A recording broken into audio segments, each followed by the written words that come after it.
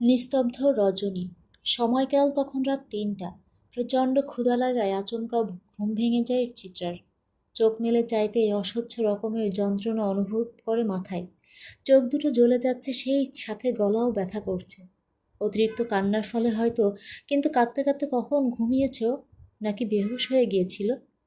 মনের ভেতর প্রশ্নটা এলেও সঠিক উত্তর জানা নেই চিত্রার। সে নিষ্প্রাণ দৃষ্টি ফেলে একবার ঘরের দিকে তাকায়। একদম ছোট্ট একটা কামরা, একটা বেড, টেবিল আর কাপড় রাখার র্যাক ছাড়া কিছুই নেই। বাড়তি বলতে রুমের সাথে লাগোয়া ওয়াশরুম আছে কেবল। অজান্তেই একটা দীর্ঘশ্বাস বেরিয়ে আসে তার বুক চিরে।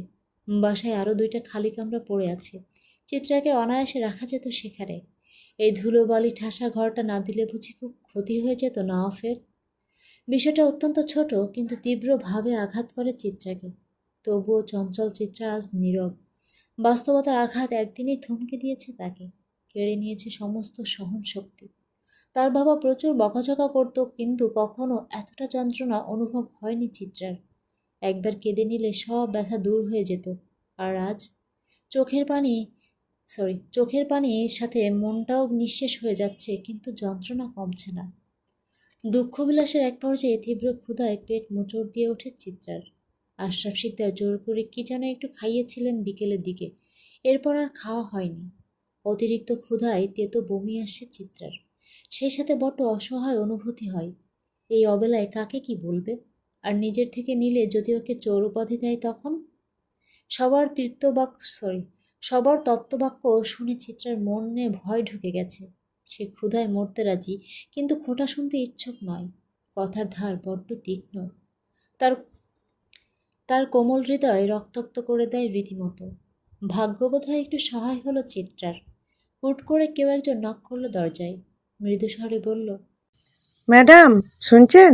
সেহরি খেতে ডাকছে আপনাকে। কথাটা শুনে চিত্রার মাথায় বাজ পড়ে। ও তো ভুলেই বসেছিল বিষয়টা। অবশ্য গতকাল থেকে যা হলো তাতে ভোলাটাই স্বাভাবিক। নিজেকে আর কষ্ট দিল না চিত্রা। ওঠার জন্য হাজার জন আছে। আস্তে ধীরে বিছানা ছেড়ে উঠে দরজা খুলল। ওপাশে তখনও মহিলাটি দাঁড়িয়েছিল। চিত্রাকে দেখে স্মিত স্বরে বলল। আয়েন ম্যাডাম। চিত্রা উত্তর দিল না। মাথা নিচু করে চুপচাপ এগিয়ে চলল। নওয়াফ আলাদা ফ্ল্যাটে থাকলেও খাওয়া দাওয়া করে বাবা মায়ের সাথে। অফিসে গেলেও নাফিমকে তাদের কাছে রেখে যায়। এবার ঘটনা ভিন্ন। তবে বাবা ছেলের মনোমালিন্য চললেও নাজনীন বেগমের অনুরোধে কাছে হার মানতে হয় নওয়াফকে। না চাইতেও বাবার ফ্ল্যাটে আসে সেহরি করতে। লোকমা মাখিয়ে সবে মুখে নিবে, এমন সময় চিত্রা এসে হাজির হয় ড্রয়িং রুমে। মেয়েটা মাথা নিচু করে ধীর পায়ে এগিয়ে আসছে। চিত্রা হাজার লুকাতে চাইলেও ওর ফোলা মুখশ্রী নজরে এসে যায় নওয়াফের। হুট করে কেমন যেন লাগে তার। সেকেন্ড কয়েক তাকিয়ে ফট করে চোখ নামিয়ে নেয়। যতই অস্বীকার করুক, ওর অন্তর জানে মেয়েটার এই অবস্থার জন্য সেই দায়ী। নওয়াফের ভিতরটা সূক্ষ্ম একটা অনুশোচনা খেলে যায়, কিন্তু তার ইগো সেটা মানতে নারাজ। দ্বন্দ্বের ইতি টানতে তাড়াতাড়ি খাওয়া শুরু করে নওয়াফ। চিত্রা ততক্ষণে এসে বসেছে বিপরীত পাশে। মেয়েটা নিশ্চুপ, কোনো কথা নেই, বার্তা নেই। প্লেটে খাবার তুলে নিয়ে নিঃশব্দে একটু একটু করে খাচ্ছে। আর চোখে আরেকবার তাকায় নওয়াফ। চিত্রার ভাত মাখানোর স্টাইলটা লোভনীয়, কিন্তু বড্ড ছোট ছোট। নওয়াফ আর কিছু না ভেবে চটজলদি খাওয়া শেষ করে। এটারই অপেক্ষা করছিলেন Ashraf Shikder. Nawaf dessert item হাতে নিতেই তিনি গলা খাকারি দিয়ে বলেন, শিকদার বাড়ির পুরুষেরা কখনো বউদের অসম্মানই করে না। মুখে স্বীকারোক্তি দেওয়াটাই সব কিছু নয়। কে কতটুকু দায়িত্ববান সেটা কর্মে বোঝা যায়।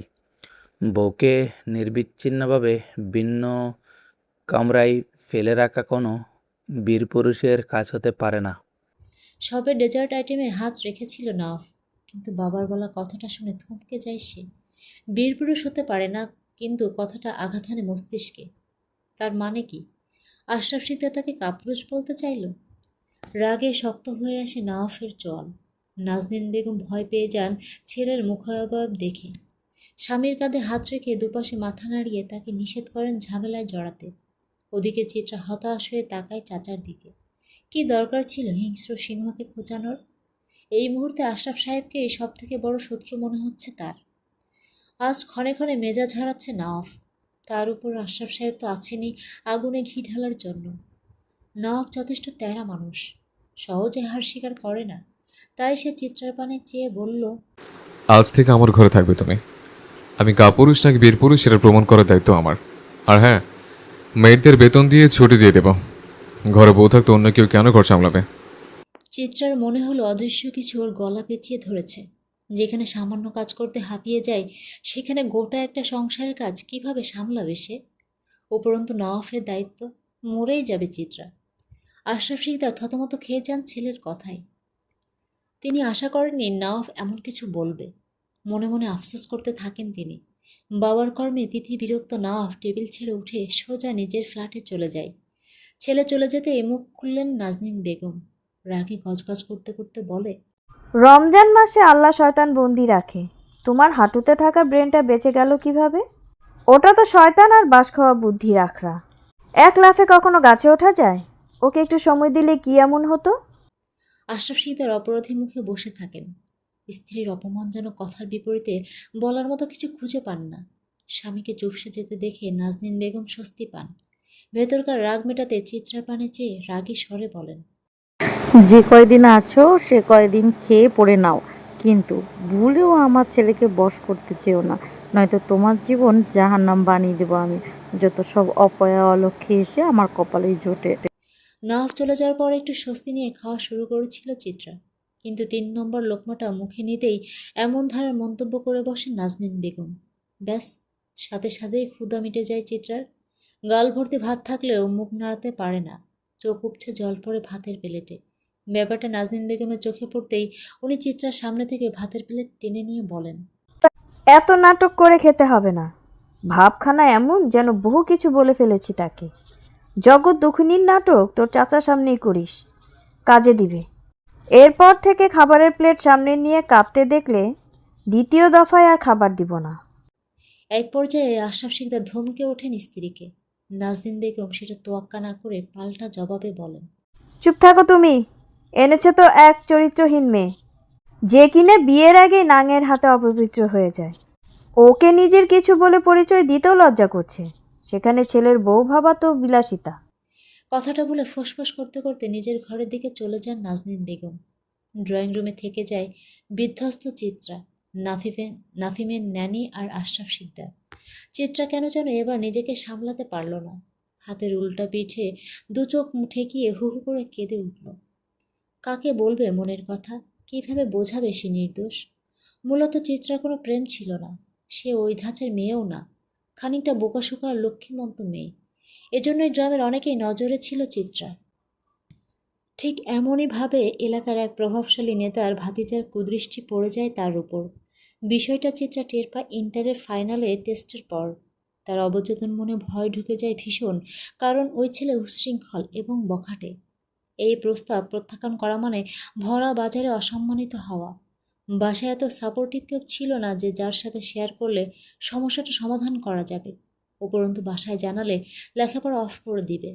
ওই বন্দি খাঁচা থেকে মুক্ত হওয়ার ইচ্ছেটা আর পূরণ হবে না। এসব ভেবে চিত্রা কাউকে জানায় না। মনে মনে সিদ্ধান্ত নেয়, মাত্র 3টা মাসই তো, একটু রয়ে শুয়ে কাটিয়ে দিবে, এরপর সে ডানা মেলে উড়ে চলে যাবে এর বাইরে। পরিকল্পনা অনুযায়ী ওই ছেলের সাথে কোনোরূপ রিলেশনে না গেলেও তাকে নিষেধ করে না চিত্রা। ওই ছেলে নানা ধরনের পাগলামি করতে থাকে, কিন্তু পরিবার আর পরিস্থিতি দোহাই দিয়ে সেসব থেকে বেঁচে যায় চিত্রা।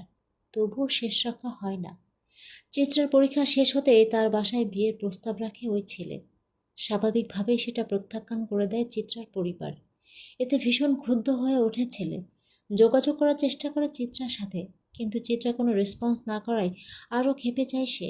এমতো অবস্থায় চিত্রার বাসা থেকে অন্যত্র বিয়ে ঠিক হলে ওই ছেলে প্রতিশোধ পরায়ণ হয়ে ওঠে। নোংরা ভিডিওতে চিত্রার মুখশ্রী বসিয়ে সেটা পাচার করে দেয় গ্রামের তরুণদের মাঝে। এমনকি এটাও বলে যে ওরা রিলেশনে ছিল। ফলস্বরূপ বিয়ে ভেঙে যায় চিত্রার। পাড়া শুদ্ধ লোকজন এক এক কথা বলতে শুরু করে। এতে বদনামি হজম করতে না পেরে চিত্রার বাবা সালিশ বসানোর সিদ্ধান্ত নেয়। মূলত এই সালিশের বিচার কার্যক্রমে অংশ নিতেই গ্রামে এসেছিল নওয়াফ আর আশরাফ সাহেব। তারা ভেবেছিল পরিস্থিতি সামলে নিবে, কিন্তু সমস্ত কিছু হাতের বাইরে চলে গিয়েছিল। কাউকে বিশ্বাস করানো যায়নি ওটা চিত্রা না। এক পর্যায়ে ক্ষুব্ধ হয়ে ওঠে জনগণ। কেউ ত্যায্য করতে বলে, তো কেউ মাথা ন্যাড়া করে ঘোল ঢেলে বাজারে ঘোরাতে বলে। কেউ বলে পাথর নিক্ষেপ করে মারতে, কেউ আবার একঘরে করে দিতে বলে। এই বিদঘুটে পরিস্থিতি থেকে চিত্রাকে বাঁচাতে এবং নিজের ছেলের ভালোটা চিন্তা করে তাদের বিয়ের ঘোষণা দেন আশরাফ শিকদার। শুরুতে না মানতে চায়নি, কিন্তু হুট করে তার বাবা কিছু একটা বলে, যার ফলস্বরূপ বাধ্য হয় চিত্রাকে বিয়ে করতে। রাজি হয় নাওফ। ওই আসরে এক কাপড়ে বিয়ে দিয়ে দেওয়া হয় তাদের। বিয়ের পর একটু নিশ্চিন্ত হয়েছিল চিত্রা, কিন্তু পোড়া কপালের কপালে কি আর এত সুখ সয়? জীবন বাঁচাতে গিয়ে আত্মিক শান্তি দাফন করেছে সে। শরীরের আঘাত থেকে বাঁচতে গিয়ে আপন করেছে কথার আঘাতকে। শরীর কাফনে জড়ায়নি ঠিকই, কিন্তু আত্মিক লাশে জানাজা উঠে গেছে। সেই সাথে মেয়েটাও বুঝেছে, 1000বার মরার চাইতে একবার মরাই ভালো। দু কথা শোনার চাইতে শরীরে 2টা মারের দাগ থাকা শোভনীয়। কিন্তু এখন যে বহু দেরি। বুঝেও তো বুঝেও তো লাভ নাই। জীবন এক ধাক্কায় বহুত কিছু শিখিয়ে দেয় চিত্রাকে। মেয়েটা ভেবেছিল এটাই হয়তো শেষ, কিন্তু সৃষ্টিকর্তার বিধান ছিল আলাদা। কেঁচো খুঁড়তে সাপ বেরিয়ে আসবে, সেটা ঘুণাক্ষরেও টের পায়নি চিত্রা। যখন জানলো, বুঝলো, তখন আর পিছু পড়ার সুযোগ পেল না। নওয়াফ হুমকি দিলেও অমন কিছুই করেনি। অন্যান্য নর্মাল দিনের মতোই আচরণ তার। সকালে ছেলেকে রেখে কাজে বেরোনোর পর ফিরেছে সন্ধ্যার একটু আগে। হাতে ছিল এক গাদা ইফতারের বাজার। বাসায় ঢুকেই মেয়েদের উদ্দেশ্যে বলে, আজ এখানে ইফতার হবে, রেডি করো সবকিছু। বাবার উপর অভিমান নাকি ভিন্ন কোনো কারণ কে জানে। বহু বছরের নিয়ম ভেঙে নওয়াফ নিজের ফ্ল্যাটে ইফতারি করার সিদ্ধান্ত নেয়। দৃশ্যখানা দেখে কেঁদে ফেলেন নাজনীন বেগম। বকাবকি করতে থাকেন স্বামীকে, কিন্তু আশরাফ শিকদার নির্বিকার। স্বামীর অমন ভাবলেশীন ভাব দেখে নাজনীন বেগমের সমস্ত রাগ গিয়ে পড়ে চিত্রলেখার উপর। কথায় আছে না, শক্তের ভক্ত নরমের জম। চিত্রার বেলায় খাটছে সেই নীতি।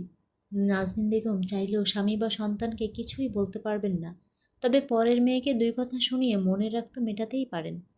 ওদিকে সেহরিতে স্টোররুমে ঢোকার পর চিত্রা আর বেরোয়নি। সারাটা বেলা শুয়েই কাটিয়েছে। তার হতাশাগ্রস্ত মন ভবিষ্যতের চিন্তায় অস্থির। চিত্রা বুঝে গেছে, দুমুঠো ভাতের জন্য সম্মান জলাঞ্জলি দেওয়া সম্ভব নয় তার পক্ষে। কথার আঘাত যে তীব্র যন্ত্রণা দেয়, তছনছ করে ফেলে ভেতরটা। তাহলে এখন উপায় একটাই, সামনের অ্যাডমিশনে পাবলিকে চান্স নেওয়া, অতঃপর 2-4টে টিউশনি ধরে চিরতরে এই বাড়ি থেকে চলে যাওয়া। সমাধান মিলতেই চিত্রার চোখের কোল বেয়ে অভিমানী অশ্রুকণা গড়িয়ে পড়ে। মেয়েটা নিজের দুহাতে চোখ মুছতে ফোঁপাতে ফোঁপাতে বলে, কেউ নেই আমার, কিচ্ছু নেই পাওয়ার। শ্বাস নেওয়া মানেই বেঁচে থাকা, সুখ শান্তি তো কেবল অলৌকিক পুরাণ কথা। চিত্রার কান্না পায়। ভেতরটা উথলে ওঠে নিদারুণ যন্ত্রণায়, কিন্তু ও আর কাঁদবে না। গত 2 দিনে বুঝে গেছে এই দুনিয়া অসহায়দের জন্য আজরাইল সম। যেখানে জন্মদাতারাও সহায় হয়নি, সেখানে আর কার থেকে কি আশা করবে চিত্রা? অসহায় যন্ত্রণাগুলোকে গিলে ফেলার জন্য বড় বড় করে শ্বাস নেয় চিত্রা। বুকের ভেতরটা চলে যাচ্ছে, পেটের ভেতর অসহ্য রকমের ক্ষুধা। সব মিলিয়ে উদ্ভ্রান্ত অবস্থা তার। চিত্রা যখন নিজের সাথে যুদ্ধ করতে ব্যস্ত, ঠিক তখনই দরজায় টোকা পড়ে। চিত্রা কান্নে আটকে বলে, কে? নাফিমের ন্যানি বলে। স্যার আপনারে ডাকছে ম্যাডাম। চিত্রার বুক ছ্যাপ করে ওঠে। স্যার মানে তো নওয়াফ। সে কেন ডাকবে চিত্রাকে? আবার কি কোনো ভুল করে বসেছে অজান্তেই? চোখ মুখ মুছে নিজেকে প্রস্তুত করে চিত্রা। অহেতুক ভাবনা ভেবে তো লাভ নেই, গিয়েই দেখবে না হয়। যথারীতি উঠে দ্রুত নিজেকে ঠিকঠাক করে নিয়ে ধীর কদমে ড্রয়িং রুমের দিকে এগিয়ে যায় চিত্রা। আজানের মাত্র 5 মিনিট বাকি আছে। শাওয়ার শেষে ছেলেকে নিয়ে টেবিলে হাজির হয়েছে নওয়াফ। নাফিমটা দুষ্টু হলেও একদম বাপের ন্যাওটা। নওয়াফ একবার কোনো কিছুতে বাধা দিলে ভুলেও ধরবে না সেটা। তবে বাবার অনুপস্থিতিতে তার বাদরামি আকাশ ছোঁয়া। ছেলেকে মোনাজাত করা শেখাচ্ছিল নওয়াফ। এমন সময় গুটিসুটি পায়ে এসে হাজির হয় চিত্রা। ছেলের হাত ছেড়ে নওয়াফ তাকায় মুখ নিচু করে দাঁড়িয়ে থাকা চিত্রার পানে। মেয়েটা গুমসুম, মুখে রা নেই। নওয়াফ তার ভাবমূর্তি দেখে নিখুঁত নজরে মাথা থেকে পা পর্যন্ত পরখ করে। চিত্রার পরনে আছে সফট কটনের একটা কামিজ। কমলা রঙের হাওয়ায় শ্যামকন্যাকে মনোরম দেখাচ্ছে, তবে চোখ মুখের অবস্থা ভয়ঙ্কর। নওয়াফের ভ্রু কুঁচকে যায় রীতিমতো। এই মেয়ে কি সারাদিনই কাঁদে? আনমনে প্রশ্নটা আওড়ালেও মুখে কিছুই বলে না। ওদিকে চিত্রা খাম্বার মতো দাঁড়িয়ে থাকে, বুঝে উঠতে পারে না কি করবে। তার মুশকিল আসান করে দেয় নাফিম। উচ্ছ্বাসিত গলায় হাত নেড়ে নেড়ে বলে, মামা এত এখানে। নাফিমের ডাকে চমকে ওঠে চিত্রা। নওয়াব স্তব্ধ হয়ে যায়। কিয়ৎকাল চেয়ে নাফিম সরি কিয়ৎকাল চেয়ে রয় নাফিমের গোলগাল ফরসাটের চেহারার দিকে। দুজনকে নির্বিকার দেখে নাফিম খুশিতে আত্মহারা হয়ে ডাকে। নাফিম বাকিটুকু উচ্চারণ করার আগেই নওয়াব কড়া গলায় বলল, shut up Nafi, she is not your মাম্মাম। বাবার মৃদু ধমকে কেঁপে উঠে চুপসে যায় বাচ্চাটা। ভারাক্রান্ত মন নিয়ে তাকিয়ে থাকে। চিত্রা যদি তার মা না হয় তাহলে দাদুভাই মাম্মাম ডাকতে শেখালো কেন? তার বাচ্চা মস্তিষ্ক এত কিছু প্রসেস করতে পারল না। তবে দুঃখী হয়ে বাবার দিকে তাকিয়ে জড়িয়ে ধরল। ওদিকে চিত্রার মন ভরে যায় ওদিকে চিত্রার মন ভয়ে এতটুকুনি হয়ে যায়। নাফিমের ভুলের শাস্তি তাকে আবার না দিয়ে বসে। ওরকম কিছুই করে না নাফ। স্রেফ গলা খাকারি দিয়ে বলে। খাম্বার মতো দাঁড়িয়ে আছো কেন? চিত্রা বুঝলো নাফিম তাকে বসতে বলেছে। সেও কথা বাড়ালো না, চুপচাপ গিয়ে চেয়ার টেনে বসলো। পরপর আজান দিল। দুজন নিশ্চুপে ইফতার সারল। চিত্রা বেশি কিছু খেতে না পারলেও ক্ষুধা মিটে যায় তার। নাফ অপেক্ষা করছিল চিত্রার ইফতার শেষ হওয়ার। যেই মেয়েটা খাবার শেষ করে অমনি নাফ ওর দিকে তাকিয়ে সহজ গলায় প্রশ্ন করে। সম্মান চাও নাকি সংসার? আকস্মিক প্রশ্নটা শুনে চিত্রা থমকে যায়। শুরুতে বুঝে উঠতে সমস্যা হয়, পরক্ষণে বুঝে নাফ জানতে চাইছে ডিভোর্স চাও নাকি সংসার। হুট করে একটা প্রশ্ন খেলে যায় তার মাথায়। সংসারে বুঝি সম্মান মেলে না? প্রশ্নটা জিহ্বার আগালে আসলেও জিজ্ঞেস করল না চিত্রা। স্বল্প জবাবে বলল, সম্মান। জবাবটা পছন্দ হলো নওয়াফের। চোখ উঁচিয়ে চিত্রার পানে চেয়ে সাবলীল গলায় বলল, বুদ্ধিমতো মেয়ে তুমি। কথাটা শুনে চিত্রা তাচ্ছিল হাসল, আনমনে বলল, নওয়াফ শার্প মাইন্ডেড, সেই সাথে ভীষণ চালাকও। চিত্রা আনমনে কথা বললেও নওয়াফ তার প্রত্যেকটা শব্দ শুনে, তবে উত্তর দেওয়ার প্রয়োজন বোধ করে না। কারো দুঃখে দুঃখিত হওয়ার সময় নেই তার, তাই গলা ছেড়ে বলে, আগামী 6 মাস একত্র থাকবো। ক্ষেত্র বিশেষে হয়তো এক কামরাও থাকতে হবে। সবচেয়ে বাধ্যবাধকতা, তুমি আমার কাছে জাস্ট একটা দায়িত্ব। সময় শেষ হলে একই কথা, একই খোঁচা। নিতে পারল না চিত্রা। নিভু নিভু গলায় বলল, জানি। নওয়াফ গম্ভীর গলায় বলল, দ্যাটস গুড। সাথে এটাও জেনে রাখো, I have a stupid family. Specially বাবা বিভিন্নভাবে চেষ্টা করবে আমাদের এক করতে। ভুলে সেসব ফাঁদে পা দিও না, নয়তো দেখা যাবে বাকি জীবন পঙ্গু হয়ে কাটাতে হলো। নাফিমের থেকেও দূরে থাকবে। নিশ্চুপে কথাগুলো শুনে গেল চিত্রা। সেই সাথে এটা সুনিশ্চিত হলো এই পরিবার কিংবা এখানকার কেউ কখনোই তাকে আপন করে নিবে না। তার নিজেরই স্টেপ নিতে হবে। সাথে সাথে জবাব দিল না চিত্রা, সময় নিল কিছুটা। এরপর ধীর গলায় বলল, সবই ঠিক আছে, তবে একটা কথা বলার ছিল। নাফিম ভ্রু কুঁচকে শুধালো। কে? চিত্রা সাহস নিয়ে বলল, আমি পড়তে চাই, সামনে অ্যাডমিশন। নাফিম ইন শর্টে বলে উঠল, অনলাইন কোচিংয়ে ভর্তি করে দেব। বই লিস্ট ড্রাইভারকে দিলে সে এনে দেবে। চিত্রার মনে হলো তার বুকের উপর থেকে বিশাল একটা ভার সরে গেছে। গুড নিউজটা অপ্রত্যাশিত ঠেকল তার কাছে। সে ভাবতেও পারেনি নওয়াব এভাবে রাজি হয়ে যাবে। প্রথমে মনে করেছিল হয়তো উল্টোপাল্টা কথা শুনতে হবে, নয়তো মুখের উপর না করে দিবে নওয়াব। কিন্তু সম্মতি প্রকাশ করায় কিঞ্চিত অবাক হয়। কিন্তু একটা জিনিস বুঝতে পারে না, এত কিছু থাকতে অনলাইনে কেন ভর্তি করবে। ওটা নিয়ে আর মাথা ঘামালো না চিত্রা। অ্যাটলিস্ট সুযোগটা পাচ্ছে, এটাই অনেক তার কাছে। বহু সময় পর একটু স্বস্তি অনুভব করছে চিত্রা।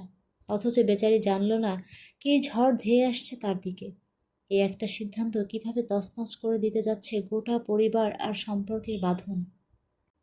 সময় এবং স্রোত কারোর জন্য অপেক্ষা করে না। একই বিষয় ঘটেছে নওয়াফ এবং চিত্রার ক্ষেত্রে। দেখতে দেখতে কেটে গেছে পুরো একটা সপ্তাহ। এর মধ্যে বেশ কিছু পরিবর্তনও ঘটেছে তাদের জীবনে। শুধু পাল্টায়নি চিত্রার পরিস্থিতি। সেদিন রাতেই পরিচিত জুনিয়রের অনলাইন কোচিং সেন্টারে চিত্রাকে ভর্তি করে দেয় নওয়াফ। চিত্রার কাছে ফোন নেই শুনে নিজের পুরনো একটা ফোনও দেয় তাকে। পুরনো সেট দেখে কোনোরূপ রিয়্যাক্ট করে না চিত্রা, বরং অতটুকুতেই সন্তুষ্ট থাকে সে। নওয়াফ ভেবেছিল চিত্রা হয়তো মুখ কালো করে ফেলবে, কিন্তু ঘটনার প্রেক্ষিতে চিত্রার নির্বিকার রূপ দেখে বুদ্ধিমান নওয়াফ বুঝে যায় নিজের জন্য চিত্রার মনে বিতৃষ্ণা জাগাতে সক্ষম সে। ভাবনাটা ভীষণ স্বস্তি দেয় নওয়াফকে। চিত্রা ঝামেলা ব্যতীত কিছুই না তার নিকট। এই আপদ দূর হলেই বাঁচে সে। চিত্রা টের পায় অবহেলার তীব্রতা, তাই তো নিজেকে আরও বেশি গুটিয়ে নেয় সব কিছু থেকে। চঞ্চল চিত্রা হয়ে যায় নিশ্চল। সারা বাড়ির কোথাও শোনা যায় না তার গুঞ্জন। চুপটি করে সারাদিন পড়ে থাকে ঘরের কোণে। মনে মনে ভাবে কয়টা টিউশনি পেলে মুক্তি মিলবে এই আশ্রয় কেন্দ্র থেকে। কত টাকা আয় করলে 3 বেলার খাবার জোগান দিতে পারবে। এসব ভেবে ভেবে দিন কাটে চিত্রার। সেখানে আর আলাদা করে অন্য কিছু ঠাঁই পায় না। বাস্তবতার চপেটাঘাতে কল্পরাজ্য এখন বিষাদময় ঠেকে তার নিকট। চিত্রার ভাবলেশীন ভঙ্গিমা খেপিয়ে তোলে নাজনীন বেগমকে। মনে করেন নওয়াফকে বশীভূত করতে এমন সরল সোজা সাচ্ছা চিত্রা। এমনিতেই চৈতিকার উপর ভীষণ নারাজ তিনি। তার উপর চিত্রার সতীভাব সহ্য হয় না ওনার। নওয়াফের জন্য তাকে কিছু বলতে পারেননি, তবে ওই রাগ চিত্রার উপর মেটানোই যায়। উপরন্তু ছেলেকে বশীভূত হওয়া থেকে তো বাঁচাতে হবে। এসব ভেবে নওয়াফের অনুপস্থিতিতে তার ফ্ল্যাটে এসে নানান কথা শোনান চিত্রাকে। কথার সারমর্ম এমন ছিল,